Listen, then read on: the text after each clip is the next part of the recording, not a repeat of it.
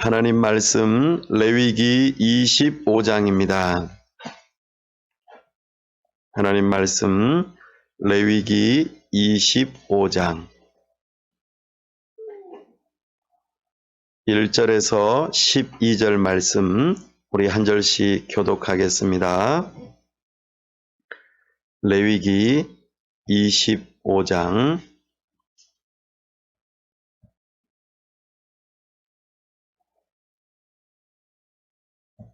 1절에서 12절 말씀 한 절씩 교독합니다. 여호와께서 시내산에서 모세에게 말씀하여 이르시되 이스라엘 자손에게 말하여 이르라. 너희는 내가 너희에게 주는 땅에 들어간 후에 그 땅으로 여호와 앞에 안식하게 하라.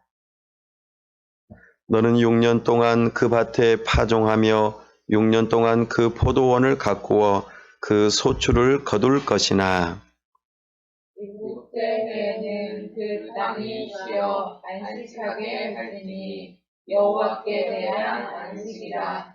너는 그 밭에 파종하거나 포도원을 가꾸지 말며 내가 거둔 후에 자라난 것을 거두지 말고 가꾸지 아니한 포도나무가 맺은 열매를 거두지 말라. 이는 땅의 안식년임이니라. 안식년의 소출은 너희가 먹을 것이니 너와 내 남종과 내 여종과 내 홍콩과 너와 함께 거류하는 자들과 내 가축과 내 땅에 있는 들짐승들이 다 그 소출로 먹을 것을 삼을지니라. 너는 일곱 안식년을 계수할지니 이는 7년이 7번이든 안식년 7번 동안 곧 49년이라. 일곱째 달 열흘날은 속죄일이니 너는 뿔라팔 소리를 내되 전국에서 뿔라팔을 크게 불지며 너희는 50년째 해를 거룩하게 하여 그 땅에 있는 모든 주민을 위하여 자유를 공포하라.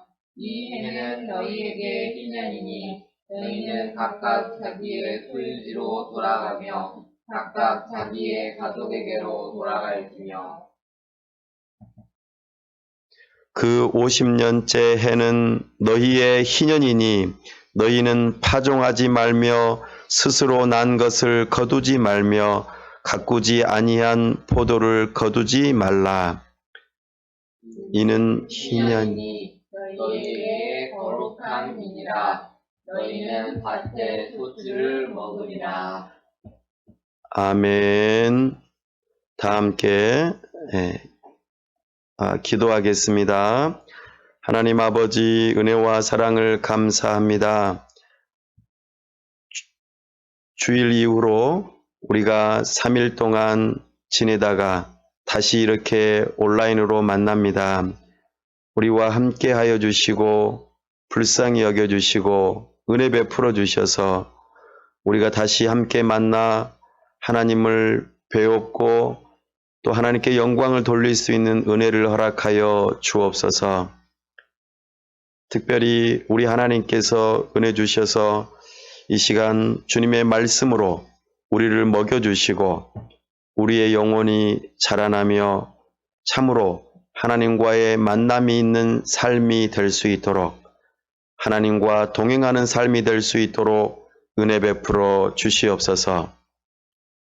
이 시간 모든 환경을 주장하여 주시고 모두가 다 하나님의 말씀을 들을 수 있는 귀한 기회가 될 수 있도록 도와주시옵소서.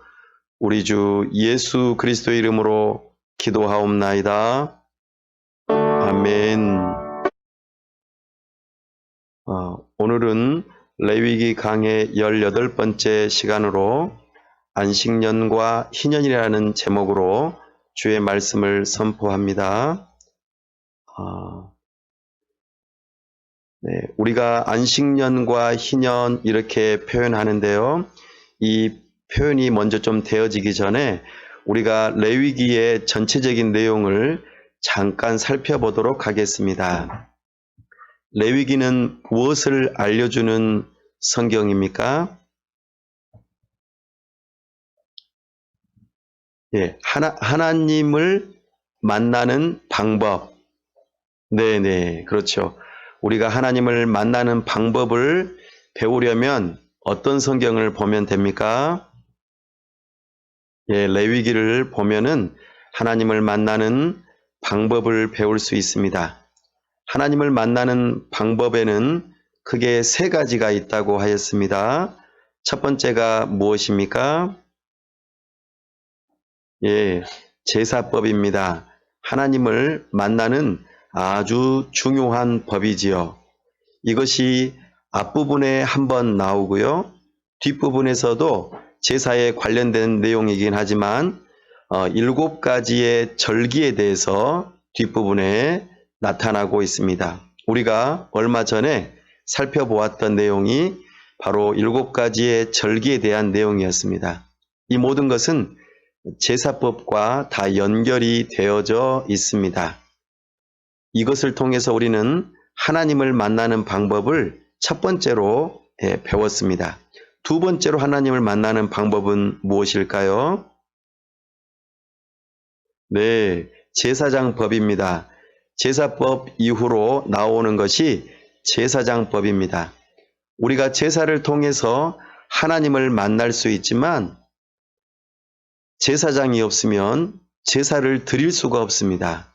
하나님께서 정해 놓으신 사람 외에는 제사를 이끌어갈 사람이 없는 것이지요. 그래서 제사장은 매우 소중합니다.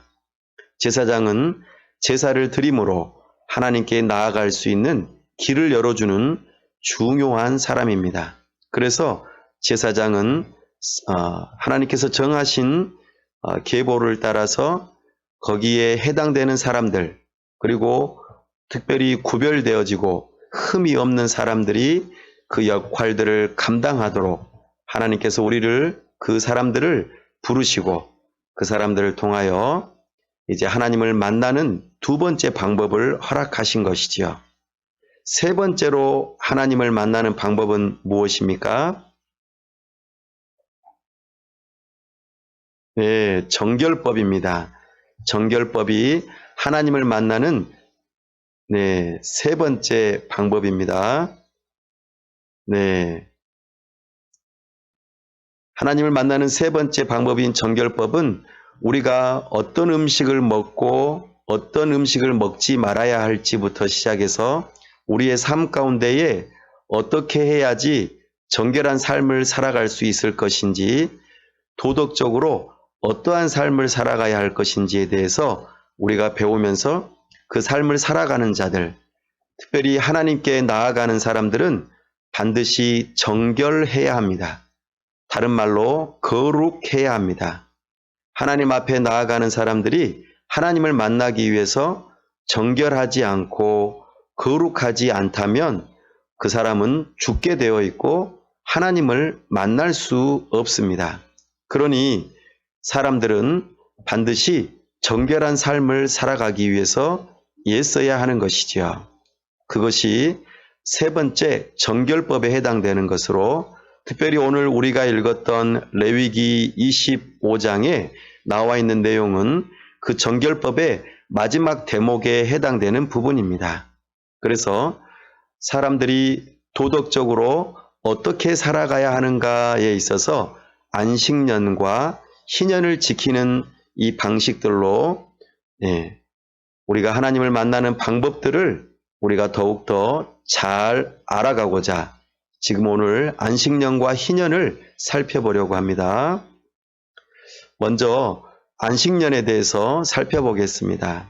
안식년은 오늘 우리가 읽었던 본문 25장 1절에서 7절에 해당되는 내용과 더불어 다른 신명기나 다른 성경에 해당되는 내용을 살펴보면은 안식년에 대한 내용이 나타납니다.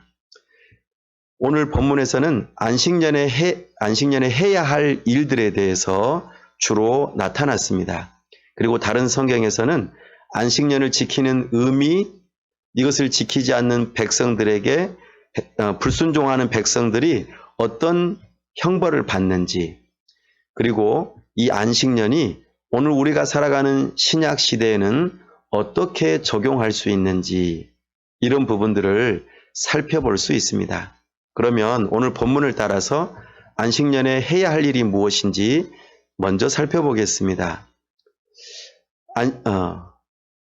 네, 이거는 조금 전에 있었던 내용이네요. 네, 제가 순서를 좀 바꿔놨네요. 하나님을 만나는 방법의 이 순서들을 좀 정리해 놓았으니까 참고하시기 바랍니다. 우리가 안식년에 해야 할 일이 있는데요. 그것은 땅에 안식이 있습니다. 땅을 안식하게 해 주어야 합니다. 그리고 두 번째로는 부채를 탕감해 주어야 합니다. 세 번째로는 종을 해방시켜 주어야 합니다. 그리고 네 번째로는 성회로 모여야 합니다. 이것이 안식년에 해야 할 일입니다. 안식년은 6년 동안 땅을 경작하고 1년을 쉬게 되는 그 해가 바로 안식년에 해당됩니다. 이것은 안식일과 연결성이 있습니다. 우리가 일주일 중에 6일 동안은 노동을 통해서 일을 열심히 하고 하루를 쉬는 것, 안식하는 것과 연결성이 있습니다. 이렇게 안식년이 되는 때에는 파종을 하지 않습니다. 그리고 과일이 자라나도 수확하지 않습니다. 이것이 안식년에 해야 할 일입니다. 그런데 특별하게 하나님께서 이 안식년에 수확을 할 수 있도록 배려하신 예외적인 사람들이 있습니다. 바로 누구냐면 땅이 없는 종, 또 고용인들, 나그네와 외국인들, 가난한 사람들, 심지어 들짐승들이 이렇게 씨를 뿌리지 않았는데도 나거나 과일 나무에서 열매가 맺는 것들은 자유롭게 먹을 수 있도록 허용하셨습니다. 그러나 땅의 주인들은 이것을 먹지 못하도록 하게 하셨죠. 이것이 안식년에 해야 할 일로 우리 주님께서 정해 놓으신 것입니다. 또 안식년에 해야 할 일이 한 가지 있는데 그것은 부채를 탕감하는 것입니다. 신명기 15장 1절에서 2절 말씀에 보면 매 7년 끝에는 면제하라. 면제의 규례는 이러하니라. 그의 이웃에게 구워준 모든 채주는 그것을 면제하고 그의 이웃에게나 그 형제에게 독촉하지 말지니 이는 여호와를 위하여 면제를 선포하였음이니라. 네, 안식년이 되면은 이렇게 빚진 것에 대해서 탕감을 받을 수 있는 은혜가 있는 때가 바로 안식년입니다. 세 번째로 안식년에 해야 할 일이 있다면 바로 종을 해방시키는 것입니다. 이것은 출애굽기와 신명기에 나온 말씀과 연결되어집니다. 내가 히브리 종을 사면 그는 6해 동안 섬길 것이요 7째 해에는 몸값을 물지 않고 나가 자유인이 될 것이며. 네, 함께 동족들은 반드시 7년째 되는 해에는 자유롭게 해 주어야 할 일이라고 법으로 정해놓고 있습니다. 그리고 네 번째로는 성회로 모이는 일을 명령하셨습니다. 이 안식년은 하나님의 말씀을 공부하는 해입니다.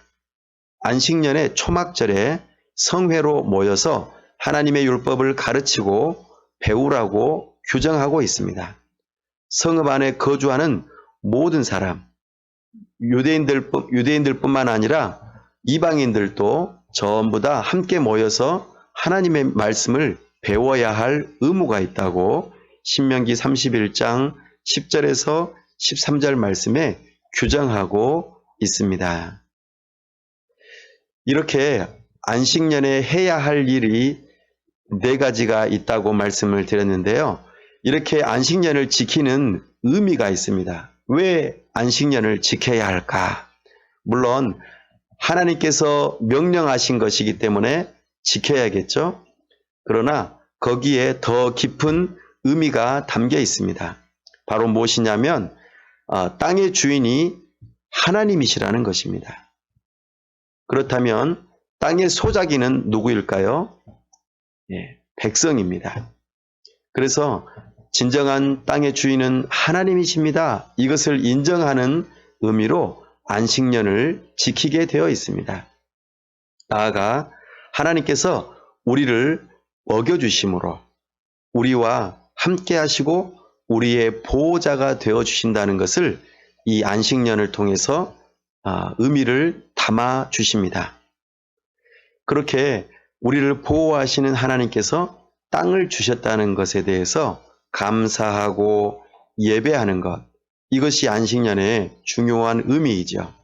나아가 지금 현재를 살아가고 있는 그 세대에 부모님 세대에게 주어진 땅뿐만 아니라 그 부모님의 후손들, 자녀 손들도 이 땅을 이어받아야 되기 때문에 땅이 힘을 잃어버리지 않도록 땅을 보호하는 차원에서 다음 세대에도 땅을 계속해서 이렇게 보존하고 이어갈 수 있도록 하기 위해서 땅을 쉬게 하는 일이 있었습니다. 나아가 빚을 탕감해 주거나 또 자유의 몸이 되게 하는 이런 모습들 가운데서 백성에게 너희들은 하나님 앞에서 모두가 다 평등하다. 이 평등하다는 의식을 더욱더 고취시키기 위해서 안식년을 허락하신 것입니다. 그리고 가난한 사람들을 배려하고 부채를 탕감함으로 인해서 새로운 출발을 다시 할 수 있도록, 다시 한 번 더 새로운 도둠을 할 수 있도록, 더 이상 종으로 살지 말고 새로운 출발을 할 수 있도록 도와주는 역할을 하기 위해서 안식년을 허락하신 것이죠. 그래서 하나님께서 우리에게 쉼을 허락하실 때는 반드시 쉬시는 것이 좋습니다. 우리도 그런 의미들을 잘 파악하고 이어가는 것이 중요하겠죠. 그런데 이스라엘 백성들은 이 부분에 대해서 불순종을 많이 합니다. 하나님께서는 이렇게 불순종하는 이스라엘 백성들을 향하여서 경고하신 바가 있습니다. 너희가 스스로 안식을 하지 않으면 하나님께서 강제로 안식을 하게 만들겠다. 그래서 강제적으로 안식을 하려면 그 땅을 잃어버리는 방법밖에 없습니다. 그래서 이스라엘 백성들에게 너희들은 이방 나라의 포로로 붙잡혀 가게 될 것이다. 그렇게 되면 너희들이 그 땅을 경작하지 못하게 될 것이고 그 땅은 강제적으로 안식하게 될 것이다. 이것을 경고하십니다. 근데 그 경고한 대로 하나님의 뜻이 이루어지죠. 언제 이루어지는고 하니 바벨론 포로로 붙잡혀 갈 때입니다. 예레미야 선지자는 하나님 앞에서 이스라엘 백성들이 불순종함으로 인하여 너희가 이방 나라의 포로로 붙잡혀가고 70년 만에 돌아오리라. 이렇게 예레미야 29장 10절에 예언하였습니다. 그 예언이 언제 이루어집니까? 네, 70년 뒤에 이루어지는데 다니엘서 9장 2절에 보면은 다니엘이 이방 나라 포로로 붙잡혀가 총리로 있을 때에 이 말씀을 깨닫습니다. 그리고 우리가 돌아갈 날이 가까웠다 하는 것을 말해주죠.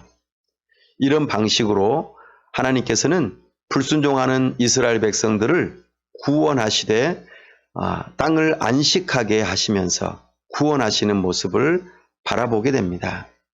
그리고 역대하 36장 21절에서는 너희가 다시 안식년을 기억하고 꼭 지켜야 한다. 그렇지 않으면은 너희들은 또 이와 같은 일들을 겪게 될 것이다. 이런 말씀으로 경고하시면서 안식년을 잘 지키도록 기억하게 하시는 차원으로 말씀하기도 합니다.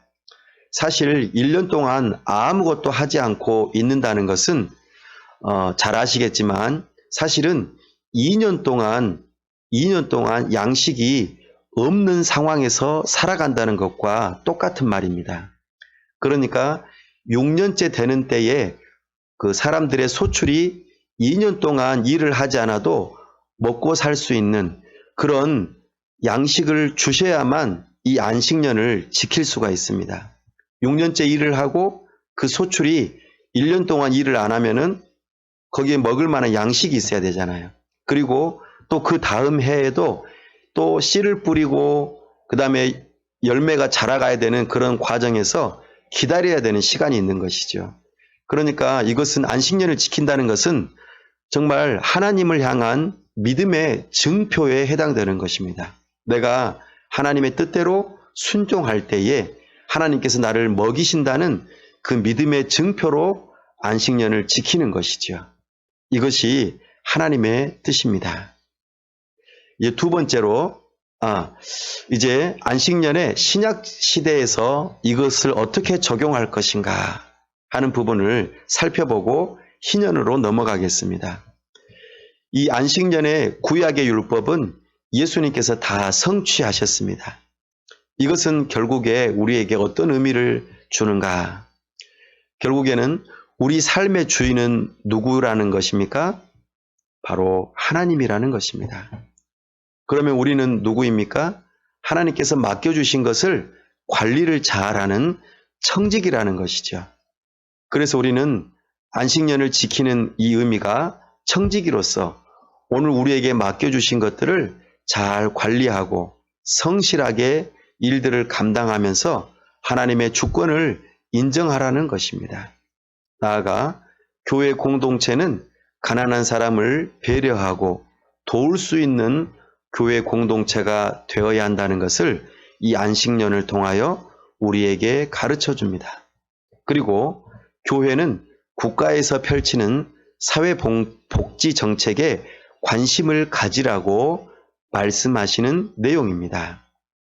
마지막으로 이 안식년은 장차 우리에게 주어질 예수님 다시 오실 때의 새 하늘과 새 땅에서의 영원한 안식에 대한 모형으로 주어진 것으로 기억하고 예수님의 다시 오심, 재림을 사모하라고 우리에게 안식년을 가르쳐 주십니다.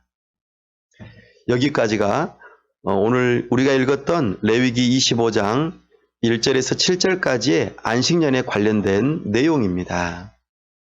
이제 두 번째로 살펴볼 내용이 희년에 대한 내용입니다. 희년이라고 하는 이 표현은요, 아주 기뻐하는, 정말로 기뻐하는 해라는 뜻입니다. 기쁠 희자를 썼습니다. 오늘 우리가 본문에서 앞부분만 좀 읽었는데요.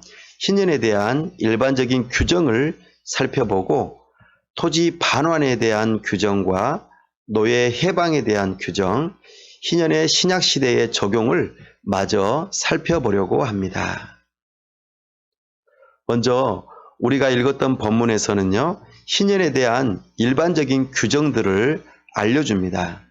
희년을 날짜를 어떻게 계산해야 되고 희년의 핵심이 무엇인지, 그리고 희년에는 땅을 어떻게 쉬어주어야 하는지, 그리고 희년과 관련되어서 토지 거래를 어떻게 해야 하는지, 그리고 희년을 지키면 어떤 복을 받게 되는지 오늘 본문에서 말씀하고 있습니다. 먼저 희년의 날짜 계산을 살펴보겠습니다. 희년은 안식년을 아주 최대한 극대화하는 해에 해당됩니다. 안식년은 7년에 한 번씩 오는데 이것을 7번 했을 때, 그러니까 49년이 되어지는 때가 안식년인데 거기에다가 그 다음 해, 그러니까 50년째가 되는 해가 바로 희년입니다.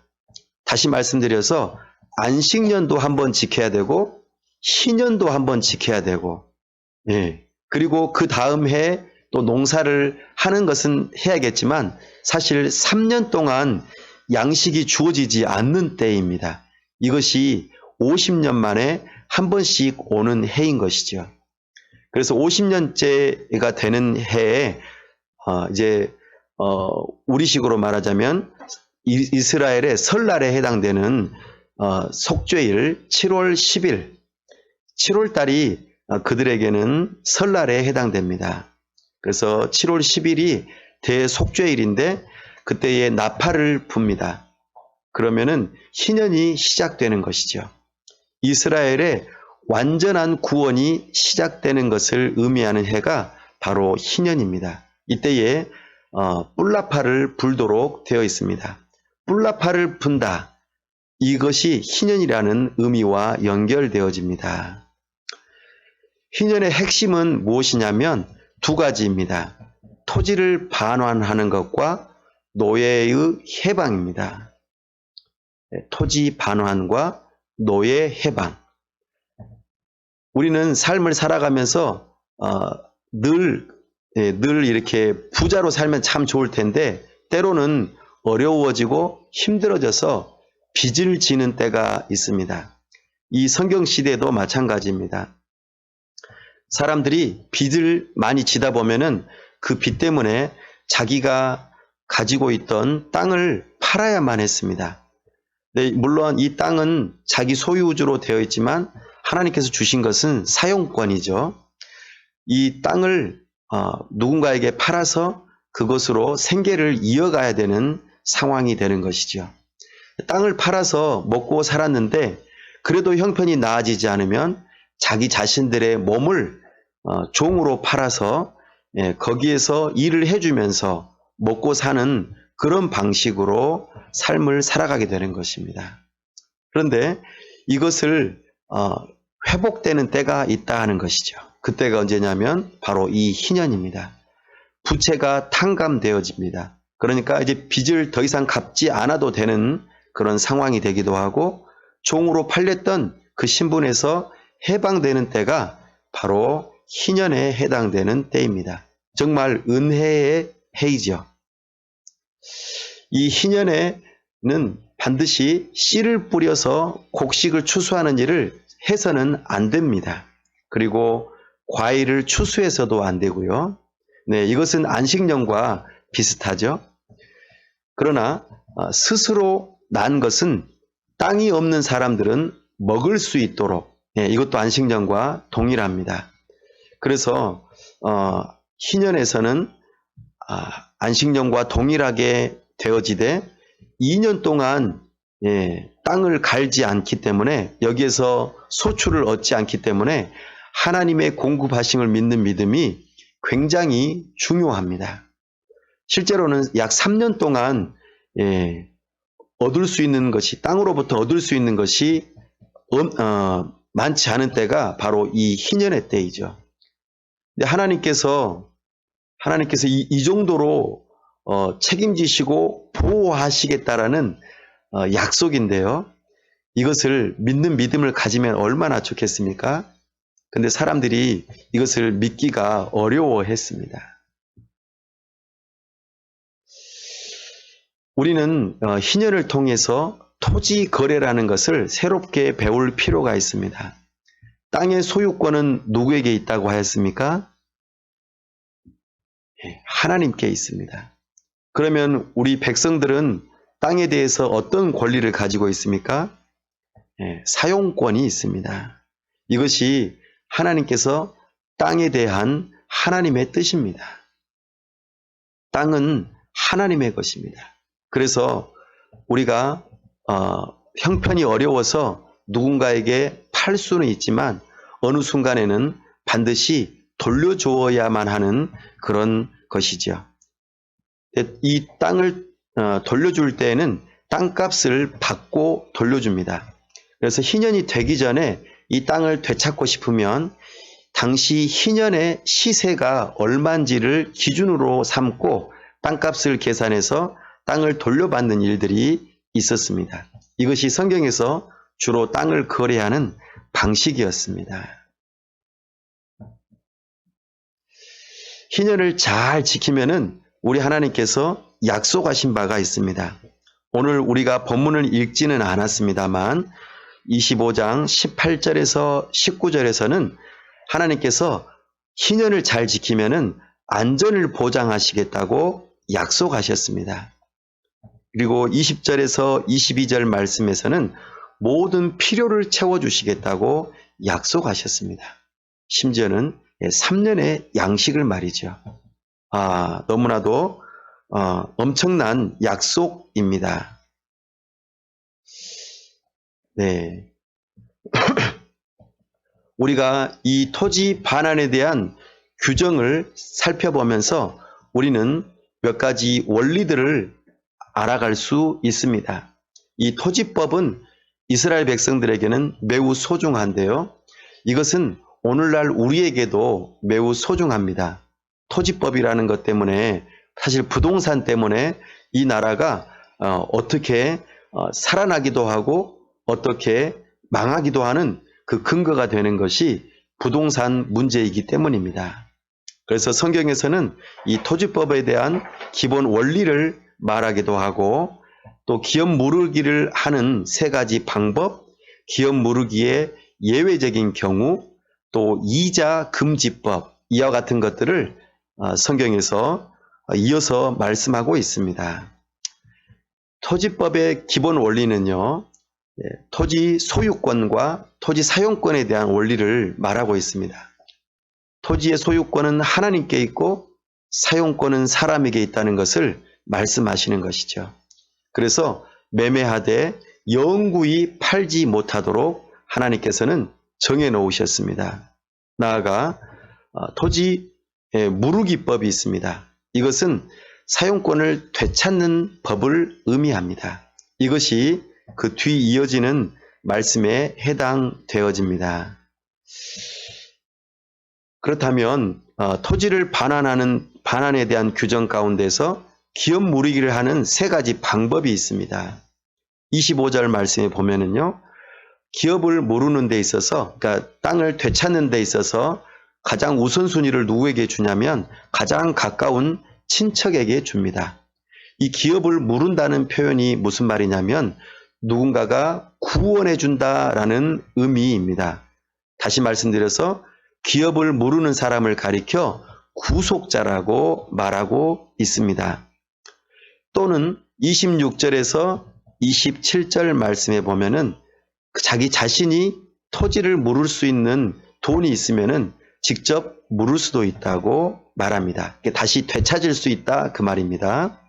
그리고 28절에 보면은 희년이 되면 50년 되는 희년이 되면은 자동적으로 토지를 되찾을 수 있는 그런 일이 되는 것이죠.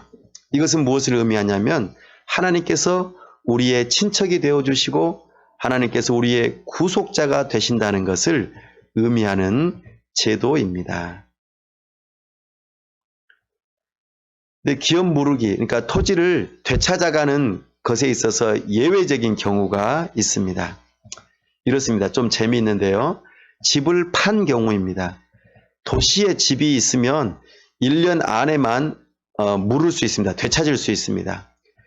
이 1년이 넘어가면은 희년에도 다시 집을 되찾아올 수 없다는 규정이 있습니다. 그런데 또 재미있게도 시골집은 언제든지 되찾을 수 있습니다. 물을 수 있다는 표현이 되찾는다는 의미입니다.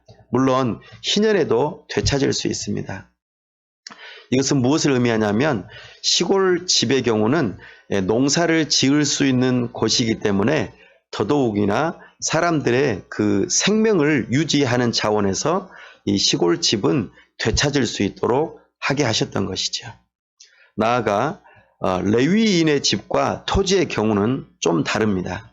레위인들은 성읍 안에서 사는 레위인들의 경우는 그 집은 언제든지 되찾을 수 있습니다. 물론 희년에도 되찾을 수 있죠. 또 하나님께서는 레위인들에게는 별도로 이렇게 기업을 주시지 않으셨어요.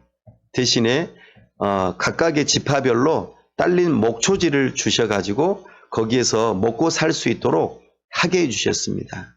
그래서 이것은 하나님의 것이기 때문에 절대로 팔 수 없는 것으로 규정하고 있습니다.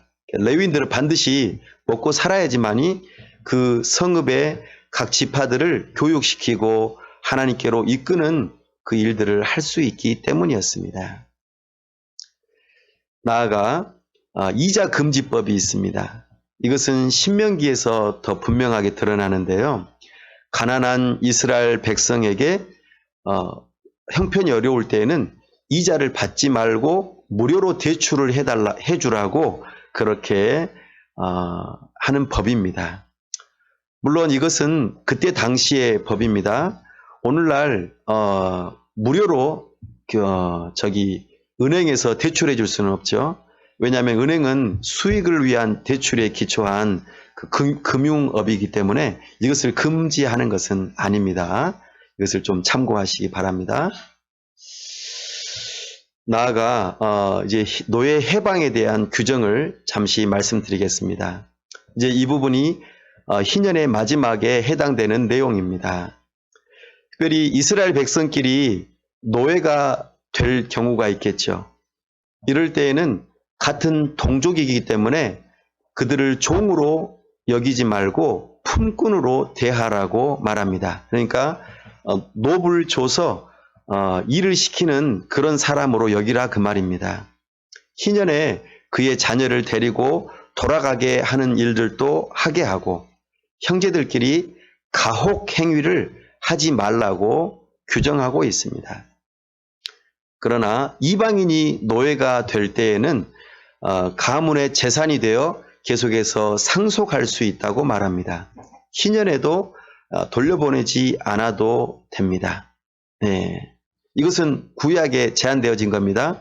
그러니까 오늘날 우리에게 노예를 둬도 된다 이런 뜻이 아닙니다. 나아가 이스라엘 백성들이 이방인의 노예가 되었을 때는 어떻게 해야 하는가? 가장 가까운 친족인 구속자가 해방시켜 줄 수 있습니다. 그리고 스스로 값을 지불할 수도 있고 그렇게 해서 해방되거나 희년이 되면은 이스라엘 백성들은 자동적으로 해방될 수 있는 그런 규정들이 오늘 25장에서 정해져 있습니다. 이런 희년이 오늘날 우리가 살아가는 이 신약 시대에 어떻게 적용할 수 있을까요? 네. 이것은 우리가 예수님에 대해서 하나 적용해 볼 수 있고 교회적으로 적용해 볼 수 있으며 나아가 사회적으로 적용해 볼 수 있습니다. 희년에 예수님에 대한 적용을 잠시 말씀드리면 예수님께서 이 땅에 오신 것이 희년의 시작입니다. 이사야서 61장 1절에 우리 하나님께서 이사야 선지자를 통하여서 말씀하셨던 것이 성취되었다고 누가복음 4장 18절 19절 말씀에 예수님께서 말씀하십니다. 이 말씀은 오늘날 우리에게 어떤 식으로 적용되어지는가? 안식년과 희년에 대한 내용은 우리가 사탄과 죄의 종되었던 것에서 자유할 수 있는 나아가 새 하늘과 새 땅의 기업을 우리가 이어받을 수 있는 다시 우리가 천국을 소유할 수 있는 그와 같은 은혜가 주어진다는 것이 이 희년의 적용 내용입니다. 그리고 우리의 가장 가까운 친족이 되시고 구속자가 되시는 예수 그리스도께서 우리를 위하여 이 땅의 희년의 주인공으로 오셨다는 것이죠. 그래서 우리를 위해서 자유를 주시고 기업을 주시는 일로 적용되어지는 것입니다. 나아가 우리 주 예수 그리스도의 재림이 희년의 완성으로 나타남을 우리에게 알려줍니다. 이 희년을 교회적으로 적용해 보면 이렇습니다. 자연과 역사에 대한 하나님의 주권을 인정하는 것으로 오늘날 우리가 적용해 볼 수 있습니다. 참으로 온 세상을 다스리시는 분이 우리 하나님이시고 우리의 모든 필요를 채워주시는 분이 하나님이시라는 것을 믿으라는 것이죠. 나아가 우리에게 주시는 것들이 우리만 먹고 살라고 주시는 것이 아니라 가난한 자들을 배려하고 우리 믿음의 형제 자매들을 돌보는 데에 우리의 물질을 사용하라고 우리에게 희년의 법을 적용하게 하십니다. 그리고 궁극적으로는 자유와 회복의 복음을 아직 예수 그리스도를 알지 못하는 죄의 종노릇하는 자들에게 전하라고 우리에게 이 희년의 법을 알려주십니다. 마지막으로 사회적으로 이것을 적용해 본다면 경제적인 정의를 세우는 일과 사회적인 정의를 세우는 일을 우리가 살펴볼 수 있겠습니다. 간단하게 이 부분을 조금 살펴보면은 경제적인 정의를 세우는 일에 있어서는 토지 공개념을 적용해 보는 것입니다. 다시 말씀드려서 이 땅 위에 있는 토지를 투기 대상으로 삼지 않는다는 것입니다.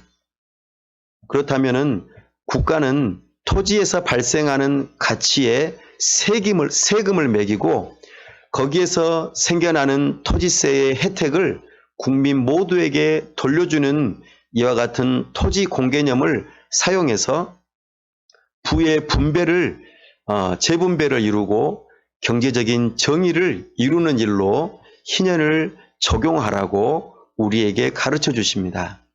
나아가 사회적인 정의를 세우는 일로 희년을 적용하라고 우리에게 가르쳐 주십니다. 특별히 우리나라가 아주 잘 사용하고 있는 사회보장제도입니다.